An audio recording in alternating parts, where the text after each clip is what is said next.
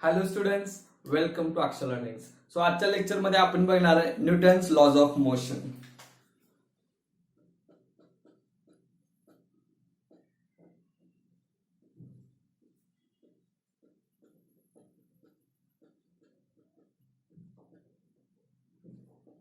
Okay, so before going to start this, what is mean by motion. पहिल्यांदा आपल्याला बघायचा motion म्हणजेच काय. ओके, मोशन म्हणजेच काय. आता समजा एखादा ऑब्जेक्ट ए या पोझिशनला आहे. ओके, एका पर्टिक्युलर टाइम पिरियड नंतर काय झाला, तो बी या पोझिशन मध्ये आला. ओके, त्याची काय झाली, मुवमेंट झाली. ए कडून बी कडे त्याची काय झाली, मुवमेंट. म्हणजेच काय, त्याची पोझिशन चेंज झाली. सुरुवातीला ए या पोझिशनला होता तो, काही टाइम पिरियड नंतर काय झाला, बी या पोझिशनला आला. So motion is defined as it is change in position of an object. It is change in position of an object with respect to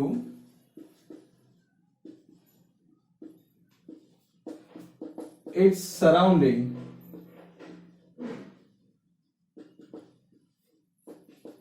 in a particular time.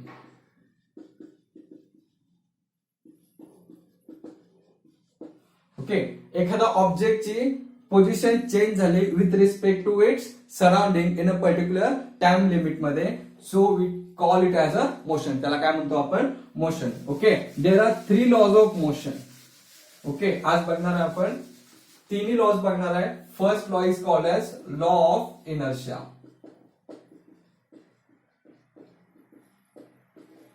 Okay, law of inertia काय सांगतो बघा. So what is mean by first inertia. आता inertia म्हणजेच काय, it is a state of a body to remain in its original position. Okay, आता एखादी body rest मध्ये असेल तर ती रेस्ट मध्येच राहते. ओके, जर ती मोशन मध्ये असेल तर ती मोशन मध्येच राहते.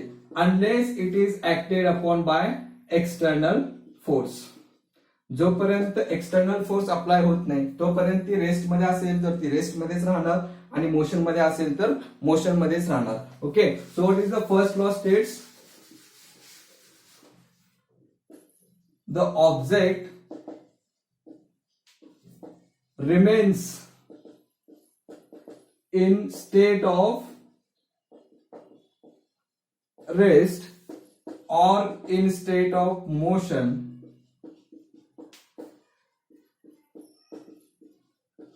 unless acted upon by an external force. म्हणजेच काय, एखादा ऑब्जेक्ट रेस्ट मध्ये असेल तर ती रेस्ट मध्येच राहणार, मोशन मध्ये असेल तर ती मोशन मध्येच राहणार, जोपर्यंत त्याला एक्सटर्नल फोर्स अप्लाय होत नाही तोपर्यंत. समजा हा डस्टर काय आहे, रेस्ट पोझिशनला आहे.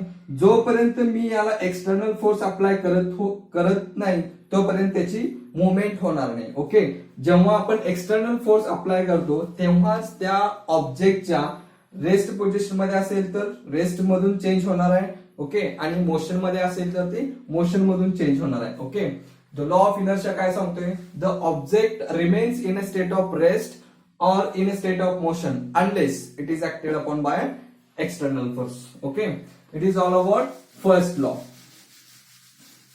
The first law कसा लक्षात ठेवायचा, force, rest and motion.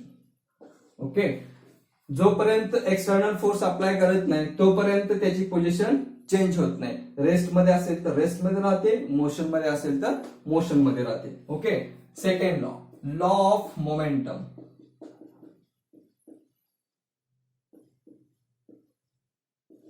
Law of momentum. Law of momentum काय म्हणतोय, the rate of change of momentum, the rate of change of momentum is directly proportional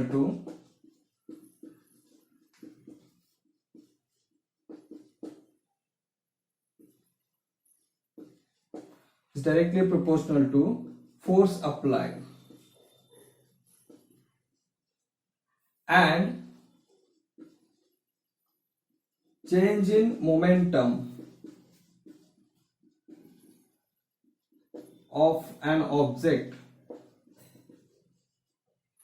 takes place in the direction of force applied. Okay, second law काय सांगतोय बघा, the rate of change of momentum is directly proportional to force applied and change in momentum of an object takes place in the direction of force applied. म्हणजेच काय बघा, what is mean by momentum? Okay, momentum is defined as it is energy gained by an object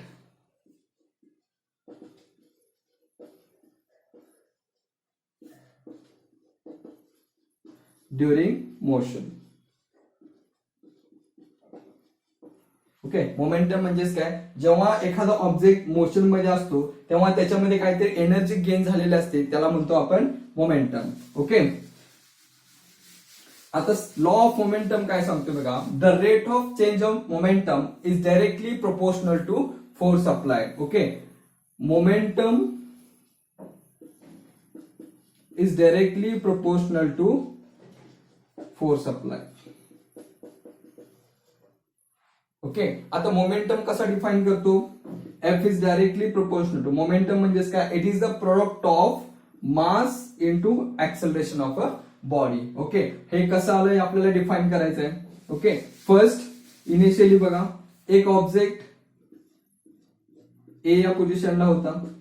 okay, काही particular time period नंतर काय झाली, त्याची position change झाली. Okay, तो बी या पोझिशनला पोहोचला, म्हणजेच काय झाला, तो मोशन मध्ये आला. ओके, मोशन मध्ये असताना सुरुवातीला बघा त्याची इनिशियल वेलोसिटी काय पकडली आपण, v1, फायनल वेलोसिटी काय आहे v2.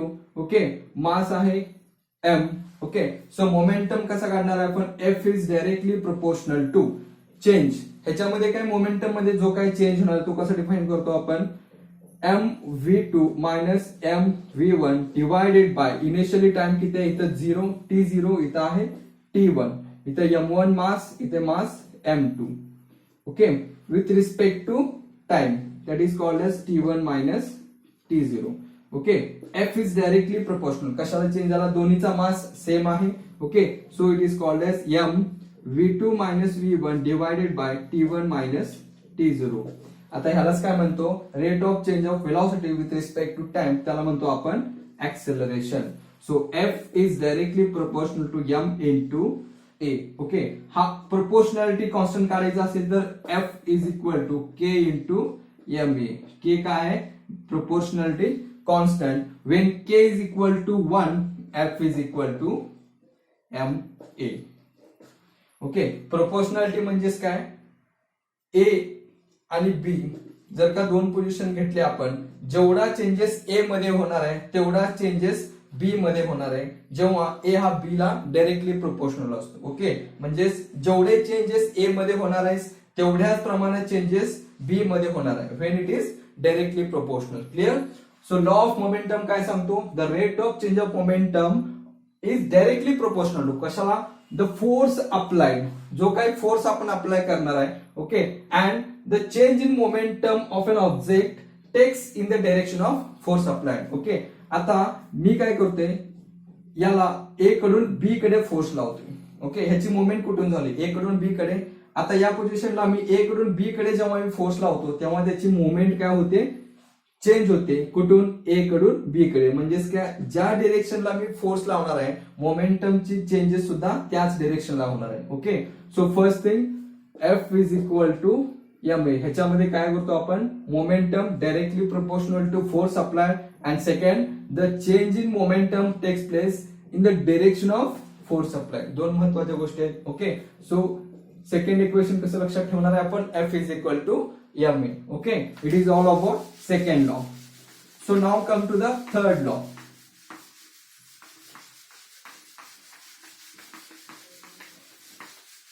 Third law is called as law of action reaction.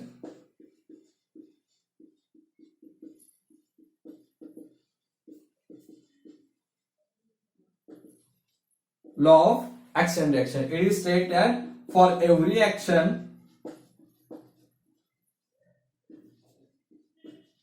there is equal and opposite reaction.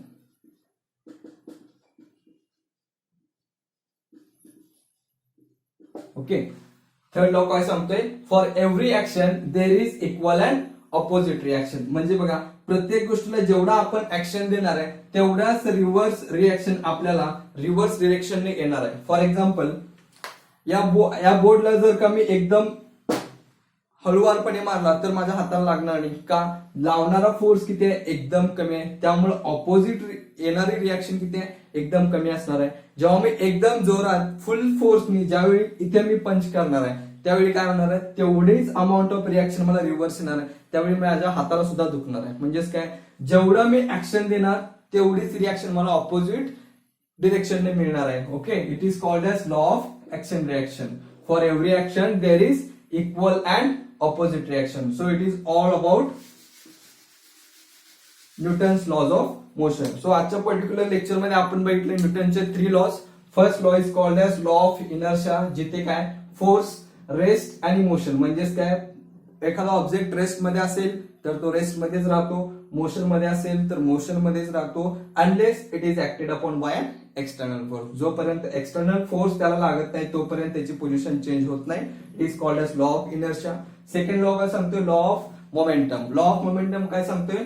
Rate of change of momentum is directly proportional to force apply. Okay, जेवढा momentum मध्ये change होणार आहे तेवढा तो directly proportional कशाला आहे? फोर्सला आहे. And the momentum of a body takes place in the direction of force apply. So F is equal to ma. Third law काय सांगतो? Law of action reaction. For every action there is equal and opposite reaction. जेवढे action तुम्ही देणार आहे तेवढेच reverse action भेटणार आहे. Okay, it is all about Newton's laws of motion. Okay, भेटूया नेक्स्ट लेक्चर मध्ये विथ अ न्यू कॉन्सेप्ट.